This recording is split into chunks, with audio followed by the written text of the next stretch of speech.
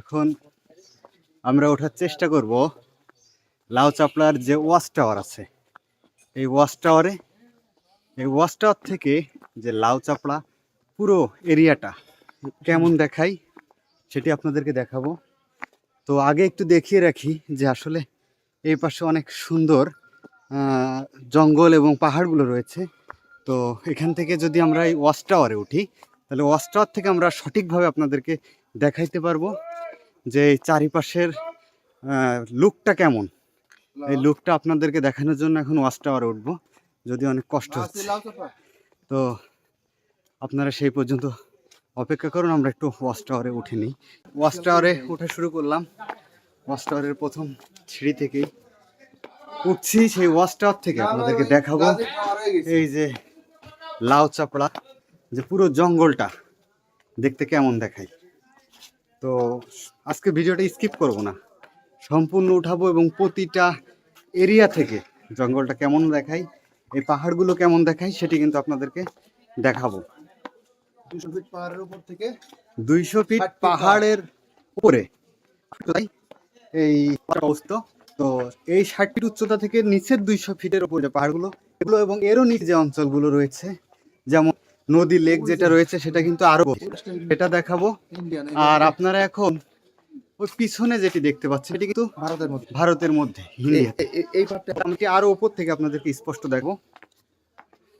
সাথে আছেন আমার রাকিব ভাই, প্রাণপ্রিয় রাকিব ভাই। তিনি কিন্তু আমাকে সব ঘুরিয়ে ঘুরিয়ে দেখাচ্ছেন। তেনার জেলাতে এসেছি তো, এজন্য তিনি আমাকে এতটুকু সময় দেবে আমি কল্পনাও করতে পারিনি। আমার সৌভাগ্য। তো এখানে তো সংকীর্ণ করে ফেলছে জায়গাটা, মাথায় আঘাত লাগবে। যাক, আমরা সেই কাঙ্ক্ষিত ওয়াচ টাওয়ারের কিন্তু একেবারেই ওপরে চলে এসেছি। তো এখানে আসার পরে আরেকটা আছে, এখানে লোহার সিঁড়ি দিয়ে একটু ছোট করে জায়গা করা। আমরা এখন এই লোহার সিঁড়িতে উঠবো।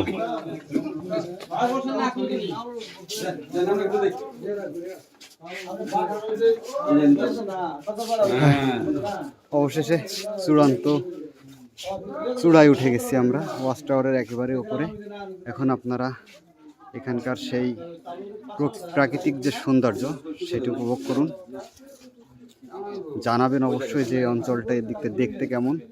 সামনে ভারতের মেঘালয় রাজ্য, মেঘালয় রাজ্যের কিন্তু যে 2টি পাহাড় পরেই ভারতের মেঘালয়। এইটাই সম্ভবত ভুল হচ্ছে, প্রথম পাহাড়ের পরে ছোট একটি পাহাড় দেখা যাচ্ছে, এটি ওই পাশের ওইটাই কিন্তু মেঘালয়, ওইটা ভারতের ভিতরে অবস্থিত। আমরা কত উপরে রয়েছি সেটা কিন্তু আপনাদের দেখাচ্ছি। তো এখানে কিন্তু অনেক দর্শনার্থী আছেন।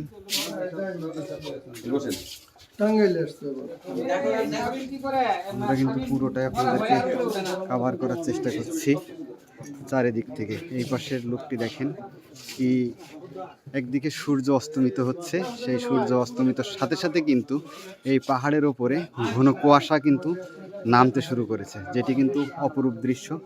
একসঙ্গে এটি দেখা বাংলাদেশের সব স্পটে সম্ভব হয় না, কিছু কিছু স্পটে এটি দেখা যায়। ওই বাড়িটা বাংলাদেশের শেষ বাড়ি কি? তো এই পাশে একটি বাড়ি দেখা যাচ্ছে, ওই যে ওই বিল্ডিং বাড়ি শেষ, পরবর্তীতে জুম করে দেখান ভারতের মধ্যে অবস্থিত। যাক, কুয়াশা নেমে যাচ্ছে, কুয়াশার জন্য দেখা যাচ্ছে না ওই বাড়িগুলো এখন ভারতের ভিতরে অবস্থিত। ওই পাশে আমাদের বিজলি ক্যাম্পাস।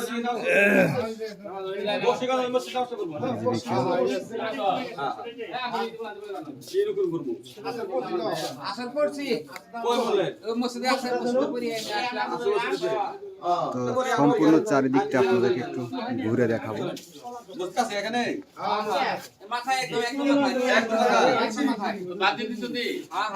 তবে যাদের একটু হার্ট দুর্বল তাদের কাছে অনুরোধ, তারা যেন উপরে উঠে সবকিছু দেখবেন, বাট নিচের দিকে তাকাবেন না। যদি তাকান তাহলে অবশ্যই ভয় পেতে পারেন।